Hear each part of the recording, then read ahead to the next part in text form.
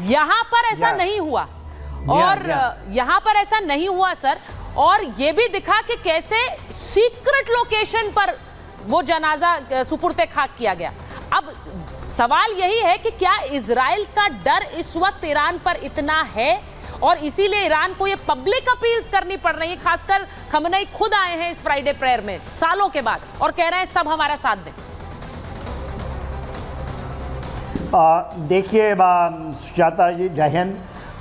जब एक साल का वफा निकल चुका है, जब एक्सिस ऑफ रेजिस्टेंस जिसके ऊपर में अयतुल्लाह खमैनी साहब उछल रहे थे और वो चाहते थे कि पूरे वेस्ट एशिया में क्या के नक्शा बदल देंगे और शायद अमेरिका वहाँ से निकल जाए, इजराइल ख़त्म हो जाए और पूरी दुनिया उनके नीचे आ जाए, खास करके मुस्लिम वर्ल्ड। ऐसा तो कुछ नहीं हुआ। हमास 80% ख़त्म हो चुका है। अब नैरेटिव तो बहुत चले एक साल के अंदर में, आपके चैनल में भी बहुत सारे चलाए गए कि इजराइल तो ख़त्म ही हो जाएगा और बहुत सारे ऐसे विचार आए। मगर देखिए आज क्या है, एक हमास के बाद हिजबुल्लाह भी अभी 50% ख़त्म हो चुका है। मिलिटरली जब आप देखते हैं कोई भी संगठन जब उसकी कैपेबिलिटी एंड कैपेसिटी 50% से ज़्यादा ख़त्म हो जाती है तो वो ख़त्म हो जाती है। देखिए टीवी डिबेटों में तो यह आता है कि नहीं अभी भी तक हमास जिंदा है, वो सोच है, वो सोच जिंदा रहेगा, सोच मारेगा। सोचों को बदला ही जाता है, सोच ऐसा ही बदलती है, सोच हर एक समय नहीं चलता है। क्योंकि हमारे सब कॉन्टिनेंट में भी जब बातें होती थी जो पाकिस्तान से टेररिज्म चलाया जाता है तो वहाँ पर कहते हैं सोच तो जिंदा ही रहेगा, ख़त्म नहीं हुआ। अब देखिए बदल गया। आपने एक बहुत बड़ा चीज़ें ली, साउथ ईस्ट एशिया में एक डिसीजन लिया, अगस्त 2019 में चीज़ें बदल रही हैं। तो आज जो आप देख रही हैं और वहाँ पर वो कोई भी ज़मीन लड़ रहे हैं। आज केवल ईरान के अंदर में भले ही देखिए आपने दो बात कही कि एक तो सुपुर्दे खाक जो जब उन्होंने लेबनान में किया, बैरूत के अंदर में, तो वो भी सीक्रेट तरीके से कर दिया। मेरे ख्याल से शायद उनके फॉरेन मिनिस्टर पहुँचे होंगे ईरान के, वहाँ फॉरेन मिनिस्टर। मगर जो ईरान के अंदर में आज जुमे की नमाज के समय वो जो किया है और 4 साल के बाद जब वो जुमे की नमाज की अगुवाई कर रहे थे और हाथ में बंदूक ले करके, क्योंकि जब आपकी धरती नीचे लगी, आज ईरान के अंदर सोशल मीडिया को आप देखिए, और मैं उसको बहुत ओनली नॉट सोशल मीडिया, वहाँ की चीज़ों को देखता हूँ और उसके विश्लेषण करता हूँ, तो पूरी तरह वहाँ पर करीब 80% लोग, आप केवल तेहरान के अंदर वहाँ जब जुम्मे की नमाज के समय ना देखें कि कितनी भीड़ उमड़ी है, वहाँ पर लोगों का ये मानना है कि वो घबराए हुए हैं।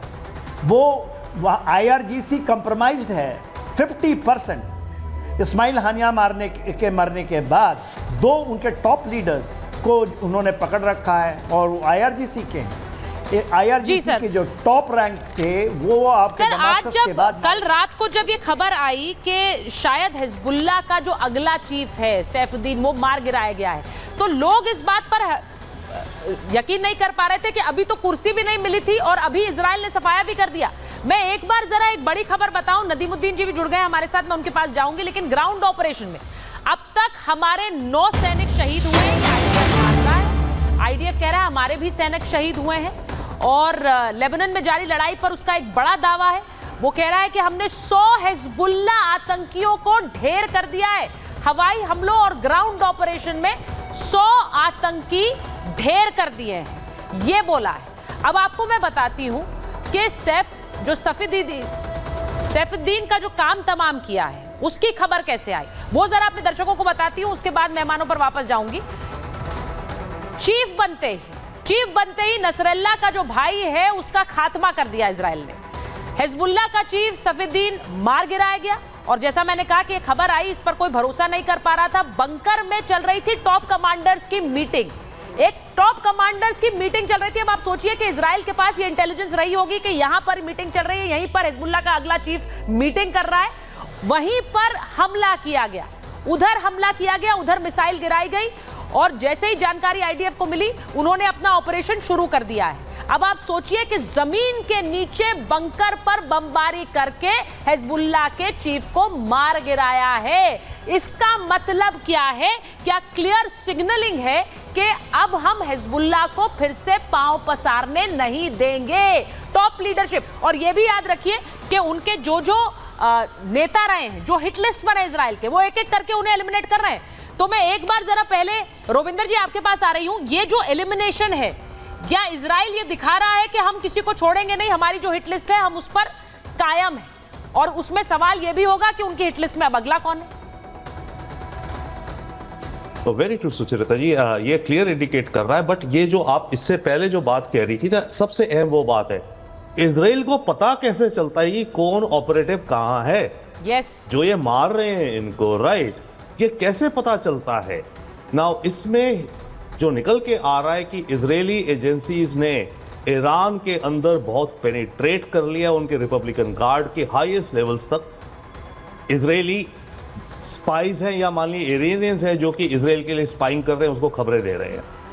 अभी अहमदीनेजाद जो इनका पिछला प्रेसिडेंट था 4 साल पहले, उसने ये कहा है कि हमारा जो एंटी मोसाद यूनिट था, उसका जो चीफ था वो इजरायली एजेंट निकला 20 लोगों के साथ। सेकेंडली, अभी जो नसरल्ला मारा गया है, इसमें उसमें रिपब्लिकन गार्ड का भी सीनियर कमांडर था, राइट? तो अपेरेंटली उसको भेजा गया था ईरान से नसरल्ला को बताने के लिए कि तुम्हारे आसपास का ब्रीच हो चुकी है इंटेलिजेंस, तुम इमीडिएटली छुप जाओ या ईरान आ जाओ। एक्चुअली उसका मैसेज ये था कि आप ईरान आ जाओ, राइट? वो मैसेज लेके गया था उसके पास कि हमारी सारी इंटेलिजेंस लीक हो रही है, आपकी भी लाइफ खतरे में, आप ईरान आ जाओ, इधर आ जाओ। वो वही मारे गए। तो सबसे बड़ी जो चीज है वो एक ये है कि ये इनकी इंटेलिजेंस है, जिस भी रूप से, इलेक्ट्रॉनिक रूप से, बट इनसाइडर्स हैं जो इजराइल ब्रीच कर चुका है। तो ईरान जो घबरा रहा है अब, उसका एक बहुत बड़ा रीजन ये भी है ना कि क्या करें, किस पे विश्वास करें अपने हाईएस्ट लेवल्स में भी, जो कि एक बहुत ही डेंजरस और खतरनाक सिचुएशन होती है किसी भी देश की लीडरशिप के लिए कि आप आपस में ही नहीं ट्रस्ट कर पा रहे कि कौन घर का बेदी है हमारे। That is one big outcome of this. Secondly, आज का जो इसका स्पीच था, इसमें यस राइफल थी, वो एक बड़ा मैसेज था। इसने ये स्पीच अरबिक में भी बोली कुछ पोर्शंस, राइट? तो इनका ऑडियंस जो था इसका आज की स्पीच का, डेफिनेटली अपने तेहरान के लोग, international but also the Arab world. तो प्रयास ये कर रहा है ईरान एंड खमेनी, जो ये कह रहा है सब मुस्लिम इकट्ठे हो जाओ, मुस्लिम देश हो जाओ। इनका प्रयास अभी है कि अरब देशों की सड़कों पे, स्ट्रीट्स पर अगर पब्लिक आ जाए और जहां पर सऊदी में इधर उधर अपने लीडर्स को बोले कि आप कुछ कदम उठाओ। By the way, last quickly, Saudi Arabia जैसे देश ईरान से इतना परेशान क्यों रहते हैं? उन्हें ये डर रहता है। सर, मैं उस पर आना चाहती हूँ क्योंकि ये बड़ा इंपॉर्टेंट है, क्योंकि आज जब खमेनी ने एक तरह से अपील की है मुस्लिम वर्ल्ड को, तो जो मुस्लिम वर्ल्ड में जो खलीफा माने जाते हैं, जो बड़े बड़े देश हैं, क्या वो ईरान के साथ खड़े हैं? और क्या इस वक्त हर कंट्री को एक स्टैंड लेना होगा, उसमें भारत भी शामिल है? ये बहुत इंपॉर्टेंट सवाल मैं पूछ रही हूँ, क्योंकि अभी तक भारत ने अपनी प्रतिबद्धता, भारत ईरान के साथ भी डील करता है, भारत इजराइल के साथ भी डील करता है, तो ये भारत के लिए भी एक ऐसी क्या सिचुएशन आ सकती है जहां हमें चूज करना पड़े? मैं एक बार